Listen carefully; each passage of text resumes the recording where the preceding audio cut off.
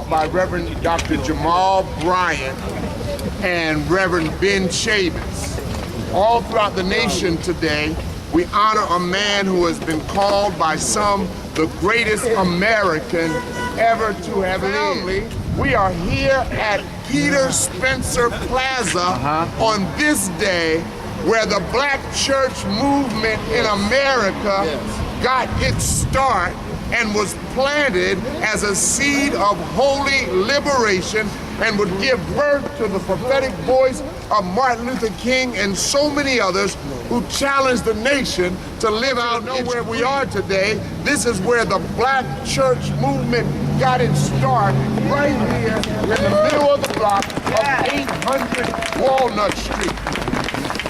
And we really do count it a connection in history that the Occupy Delaware movement chose this location. Now, they may not have known what they were doing.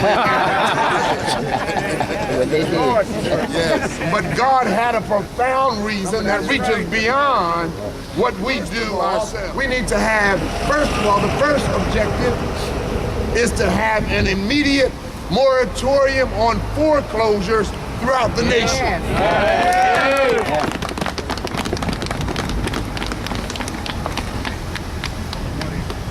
We need to have an immediate moratorium on foreclosures throughout the nation until the problems of predatory lending by banks, unjust variable rates, and deceptive loan practices can be studied.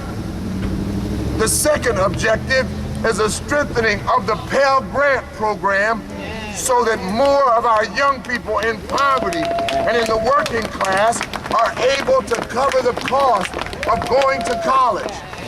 The third objective is we call for Wall Street to develop a $100 billion fund to help develop our urban communities to bring about jobs, affordable housing, and to build African-American heritage. So the objectives of the national Occupy the Dream movement. In conjunction with the three objectives of the Occupy the Dream national agenda, we here in Delaware call on our local institutions to do the following. These are not instead of the national agenda, but they go along with the national agenda.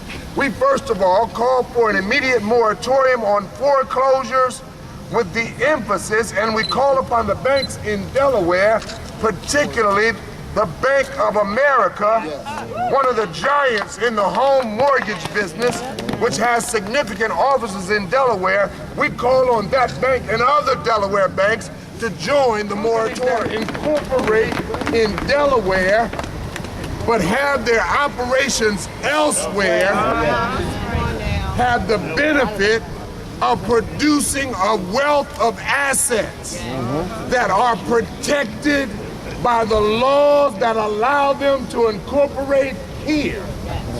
It's time they give a return to the people of Delaware for our investment in their corporation. Everybody that can and will move your money to credit unions, neighborhood banks, so that we have some control over our financial objectives in our local community. I need everybody to say amen to that. As we stand here at Peter Spencer and I look across the street at 820 French Street, that used to be our African-American church, the Easian Church. It's gone. I look directly across the street at Lewis L. Redding City County building that was African-American, the National Theater, and later changed to the Hopkins Theater, Black owned. Everything on the east side of Wilmington was Black owned. Everything on the east side of Wilmington was Black owned. We have got to start fighting for what we desire to have. Say it, Bishop. Folks just come in, take whatever they want to take, make whatever they want to make, and we stand by and let it happen. Folks, I want to thank you for the privilege of being witness to this. Being occupied here, just are loving it to death. We have some very good news.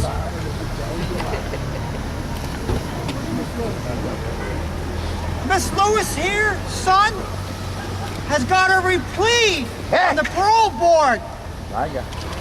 She's been here every night with us, getting our energy, and we giving it to her, and the courage.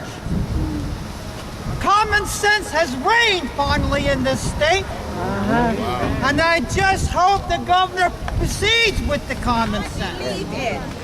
Yes. And I'm grateful to all of you who have been standing with me for as long as I have known you, some of you more than 20 years. You embraced me when I was broken. You held me when I could only cry. You stood up for me when I could not stand up for myself. And all I wanted to do was take a tragedy and find some good in it. Today I can say it has been done. All right. The good is that you are here. The good is that we, as Martin Luther King said, stand together, black and white. I want to say rich and poor, but with the 99%, I don't know if I can include too many rich. But I believe there is some rich somewhere standing with us, supporting us with them against the government. I want to work with them, but I want them to know justice is just us. We speak when we vote. We speak. One is enough to count. So what I say to you is, if you have not been doing anything but going to church on Sunday and thinking that all you have to do is sit in the pew, it will save the unborn babies. It will save the little children. What I got from that is so big. It's going to save our community. It's going to change the legal system. What